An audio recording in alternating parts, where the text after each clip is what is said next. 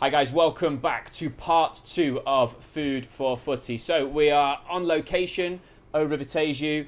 Food is being cooked, Merchie, as we speak. It is, very excited. Very exciting for this. How long, my brother, on the food?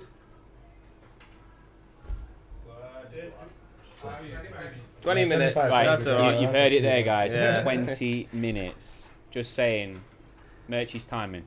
It won't be very good then. Right, huge thanks to Over Batasia for having us here. Really excited about this pod. So we have David, our Man United fan here. This is a Man United episode. Yeah. We've waited, Merchie, because we've been saying, with all that has happened with Man United this season so far, we've waited to pull the trigger, and we felt now was the time. We've missed the prime time, really, haven't we? I don't think we have. Because this time, there you go, Man United fans. Merchie said it's circus. Yeah. Right, this time next week, Man United, because it's 12:30 kickoff on Saturday, isn't it? Yeah. Man United will be playing the first game under Amorim. Now, David, before we get into Amorim, Ten Hag. Okay, now me and Merchie discussed it on the pod. We said he should have gone after the FA Cup final. They clearly didn't want him, but they kept him around. Do you think he was given too long? Do you think he should have gone sooner? Do you think he should still be in position now? What do you think? It's a really difficult one because you got a situation where United have constantly had cycles of 2 to 3 years in the last 10 years of each manager changing over. You're trying to change that cycle. And okay, he didn't have everything there, but maybe, as a fan, I was looking at it and I thought maybe that one extra year could make a difference. We could just climb enough or make that one tweak in the system with the certain players that we got. And also, this summer, he made some big changes in terms of the team, the players that he's got in, the players that he let out. So you're hoping with that, hopefully he could do something and build on that FA Cup. But obviously, you gets to November. We're nowhere near. You've gone backwards. You've gone backwards. Exactly. Yeah, well, you've gone backwards. He set his own new record, didn't he? This season. Last season was your worst ever in the Prem until this season. But I mean, for me, I'm looking at it. Thinking, it seems like that stat has happened like every year for the last few years. It's always been Man United, worst start. Man United, even worse start. Man United, even worse start. After Ole, it kind of got worse. Well, look, Merchie, I'm looking forward to the part we talk about at the end of the Fergie era. I know David's looking forward to talking about the Fergie era, but we'll get into that. In terms of Ten Hag, the thing that baffled me with that is he was clearly, being touted out to be replaced in the summer. Yeah. Why invest so heavily in him and his players as well? I mean, you could argue Ugarte might be an Amorim signing, but De Ligt isn't an Amorim signing. Mazraoui isn't an Amorim signing. These players, bringing together the old Ajax boys again, getting them back in. Madness. It seems madness from your lot. What are your thoughts? Again, a very, very difficult and complex answer. It's not just like hey, look, this is what's happened and this is what it kind of got into. I think the situation at United goes beyond Ten Hag.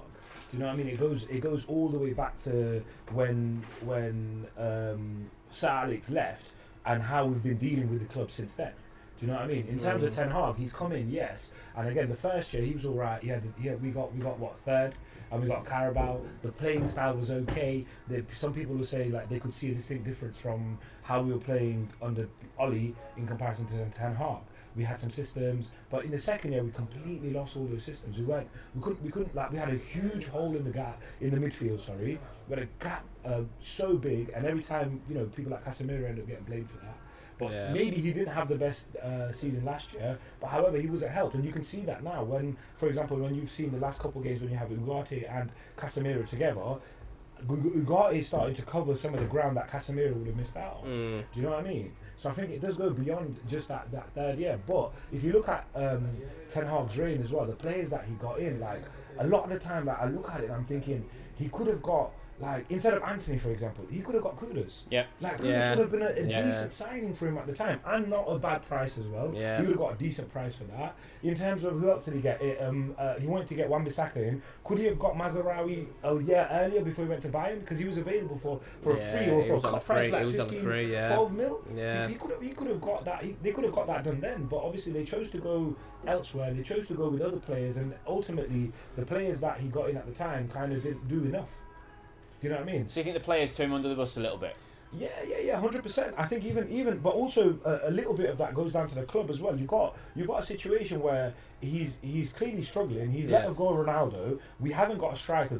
Mason Greenwood is away, obviously for whatever reason. We understand what that reason is. That's obviously well publicised out there. But in terms of like, we went and got Weghorst. Like Weghorst got 2 goals in all competitions in that season. Like, do you know what I mean? Like, we needed more. Like, I wouldn't even mind if we went out and got Welbeck. Welbeck was available at that time when he went, just before he went to Brighton. Maybe we could have got him. He would have done more damage than what Weghorst did. Do you know what I mean? Like, little things like that. Do you think obviously having Ronaldo at the time, he had a brilliant season in his first season back. Well, he was an Ollie signing, wasn't he? He was an Ollie signing. Do you think he was let go a bit too prematurely? I think without a replacement, they should have had a replacement ready. Yeah. I mean, with Ronaldo, we lost about a good 20 goals. Yeah. We've not replaced him. And I know he's getting old and such, but at the end of the day, it's Ronaldo, isn't it? Yeah, so exactly. like, I don't think Man United were never going to try and sign him. You know, as soon as the rumours about Man City were coming in, because you know, if Ronaldo goes to Man City, it's a different story, isn't it? Yeah. But for me, like with Ten Hag, came in at the beginning, and I was worried. You know, I was worried. I think the biggest compliment I can give Man United is when me as a Liverpool fan, I'm looking at it going, oh, I don't like that. You know, the guy has done really well with Ajax, obviously. You know, lucky not to get to a Champions League final. You know, against Spurs. I mean, losing against Spurs in the semi-final, that's mad. How Spurs is like that.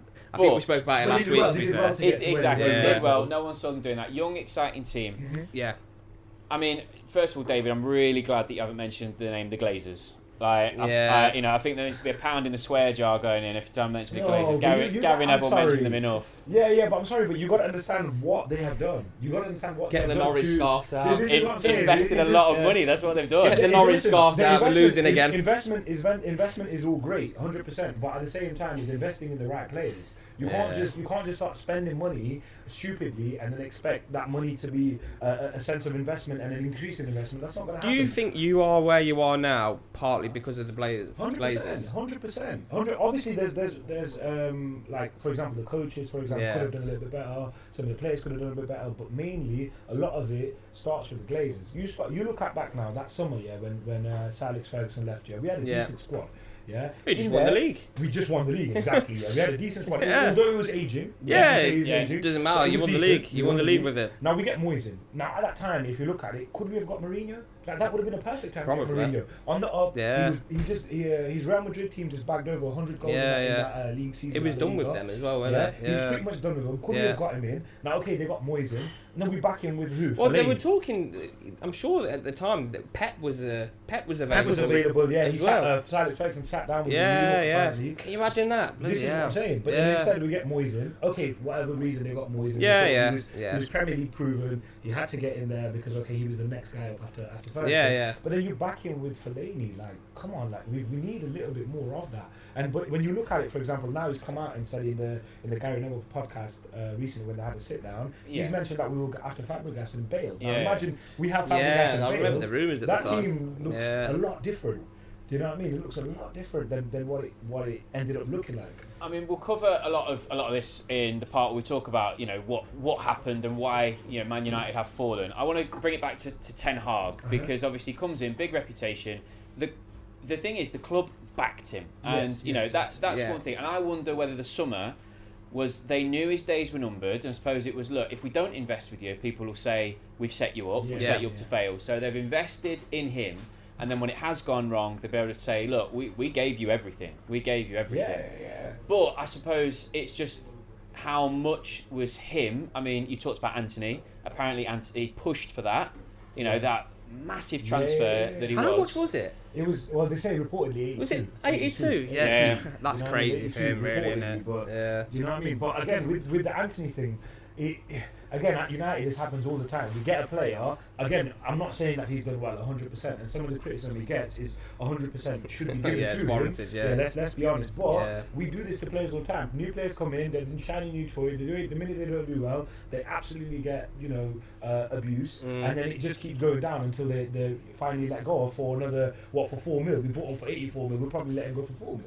Yeah, I don't think you'll get much when he inevitably might go, unless something happens under Amorim. But do you know what, Mitch? You brought me nicely onto it because let's talk about Amorim. Yeah, that is the big news. And like I say, this time next week, we'll know a little bit more. Yeah, he's in the building. He's working with the players that aren't on international duty. He's around. What are your thoughts, David? Amorim. Look, I'm going to be very honest here. I watched the Man City game. Some good football playing there. Even though they're on the counter, even though they can't. But we got to be honest. Like, you got a Sporting Lisbon side who is they're built well, but they're not. It's not Man City. It's not Man City. Do you know what I mean? Yeah. They did well, especially to come out with that result 4-1. Very clinical. Gyökeres, it right. Gyökeres, absolutely clinical. Yeah, he just bullied the back four. Didn't realise he's 27 though. He's been around a fair bit. He was at Brighton. He was at Coventry. So he was at Brighton before Coventry. He only scored 1 goal for Brighton. But sorry, Dave, we interrupted you. But carry on. You were saying you look at that Sporting side and how they kind of dealt with. They put Man City on the sword. Let's be honest, they did. Yeah. And then I've spoken to a couple of my family members. I've got a Portuguese background, so a lot of my uncles, they watch the Portuguese league, and they've said the kind of style that he's going to look to bring is almost like a typical Brazil style. So it's a lot of flair, a lot of skills. But you know what? I think that's what United need. And under Ten Hag, and I've said this to you, I've said it to some lads at work who are United fans as well. Under Ten Hag, you didn't have a style. I watched Man United and I think, what are they going to do today? Kind of thing. So you didn't have a style. So bringing someone in who is going to implement a style and you know what he's known for because you've watched him. I think that's probably more exciting now for United fans than it was in the summer.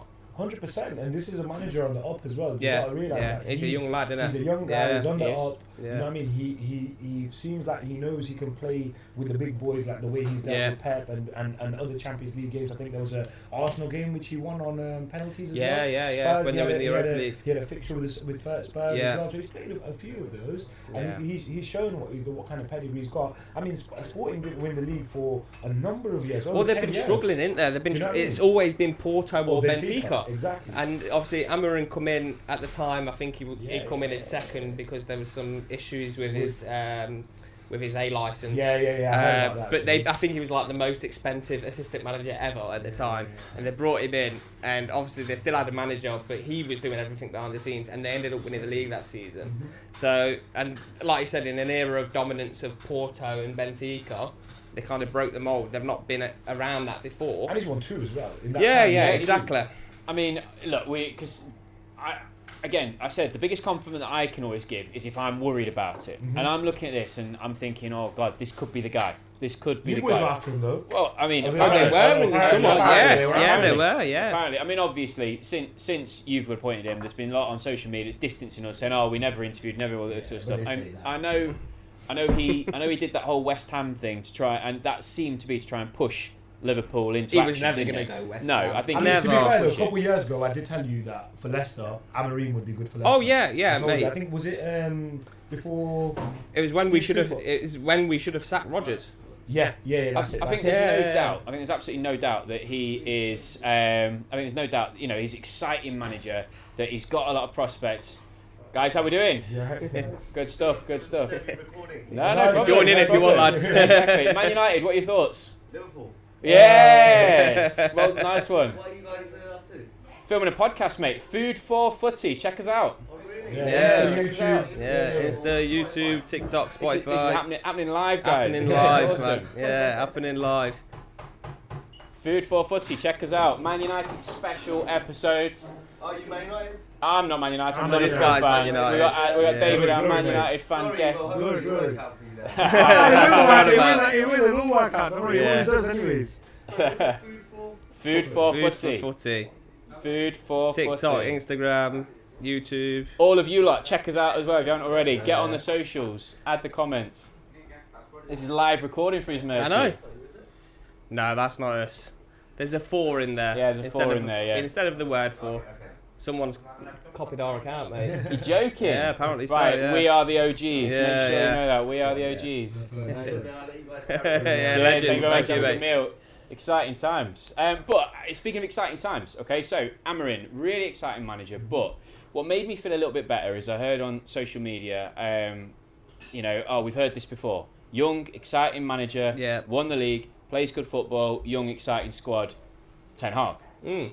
So is there a little bit of reservation?